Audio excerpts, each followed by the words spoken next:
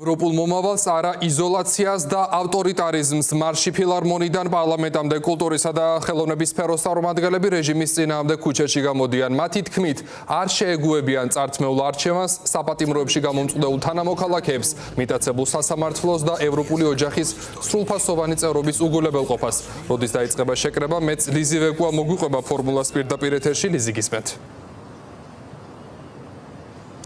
დიახ, გიორგი, კულტურა ქვეყნის თავისუფლებისთვის ამ სახელწოდების მარში უნდა გაემართოს დღეს ფილარმონიიდან რუსთაველის გამზირამდე, რომელიც ზუსტად 2 საათში დაიწყება. მოქალაქეები 2 საათში დაიწყებენ შეკრებას, 7 საათზე შეიკრიბებიან ფილარმონიასთან, საიდანაც მალევე გადაინაცვლებენ რუსთაველის გამზირისკენ პარლამენტის წინ, სადაც პირველ სკოლასთან გააკეთებენ განცხადებას დაახლოებით 8 საათისთვის. ისაუბრებენ ქვეყანაში მიმდინარე მოვლენებზე, კიდევ ერთხელ გამოუცხადებენ თანადგომას სინდისის პატიმრებს და როგორც ჩვენთან საუბრისას აღნიშნავენ კულტურის სფეროს წარმომადგენლები, ამ მარშით კიდევ ერთხელ გააგონებენ ქართულ ოცნებას, რომ კულტურა დგას საქართველოს ევროპული მომავლისთვის. ისინი არაპირებენ ბრძოლის გაჩერებას, სანამ არ გათავისუფლებიან სინდისის პატიმრები და არ ჩაინიშნება ხელახალი არჩევნები. დღეს მთელი დღის განმავლობაში, მთელი საღამოს განმავლობაში კულტურის სფეროს წარმომადგენლები სხვადასხვა პერფორმანსებს, მანიფესტაციებს აანონსებენ რუსთაველის გამზირზე. პირველი სკოლის წინ თავდაპირველად ისინი განცხადებას გააკეთებენ, როგორც გითხარით, შემდეგ უკვე უნდა მოვისმინოთ სხვადასხვა სიტყვით გამოსვლები, ასევე უნდა ვიხილოთ მაგალითად სინდისის პატიმრების წერილებიც, ასევე დაანონსებულია, რომ ზვიად რატიანის წერილიც კი იქნება წარმოდგენილი აქ, ასევე იქნება კინოჩვენებაც და მუსიკალური ნომრებიც, რომელსაც კულტურის სფეროს წარმომადგენლები პირველი სკოლის წინ გეგმავენ და ისინი ელოდებიან ყველას, ვისაც ქვეყნის ევროპული მომავლისთვის ბრძოლა სურს და ისინი უკვე 200 დღეზე მეტია იბრძვიან ქართული ოცნების წინააღმდეგ და არ ეთანხმებიან მათ კურსს.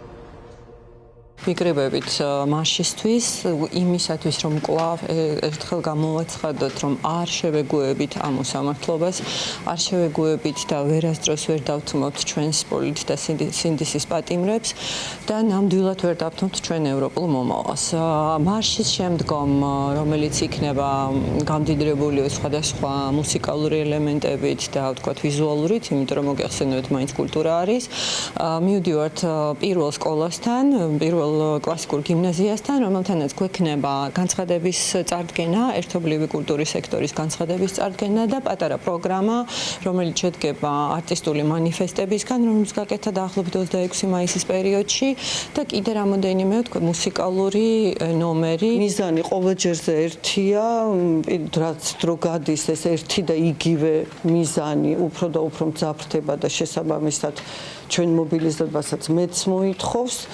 ჩვენ საქართველო არ შეიძლება გახდეს რაღაცა სექტანტი ქვეყანა, შეთქმულების თეორიის მონაწილე ქვეყანა, რომელიც ამტკიცებს შავზე თეთრს და რომელიც უარს ამბობს სოფლიოს მიღწეულ ღირებულებებზე, რომელსაც დაჭირდა ძალიან დიდი დრო, საერთოდ რომ სოფლიო ასეთ მაღალ ღირებულებებამდე მისულიყო და ეს გზა ჩვენთვის გახსნილი იყო. ამიტომ ჩვენ აი ეს ამ სექტანტ ხელისუფლებას უნდა ვუთხრათ უარი და ქვეყანა წავიყვანოთ სრულიად ჩვეულებრივი ნორმალური გზით. კულტურაში ხელოვნების მოღვაწეები ვთვლით რა, რომ ეს არის ისეთი უმძიმესი სიტუაცია და უმძიმესი მდგომარეობა, როდესაც ჩვენ აუცილებლად უნდა ვიბრძოლოთ აი ამ რეალობის წინააღმდეგ. აქედან გამომდინარე, დღეს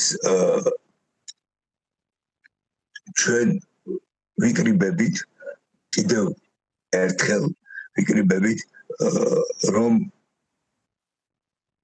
საზოგადოებას ეგრეთ წოდებულ დე-ფაქტო ხელისუფლებას ვაჩვენოთ, რომ ჩვენ ვართ ინტელექტუალური ბრძოლის ავანგარდში.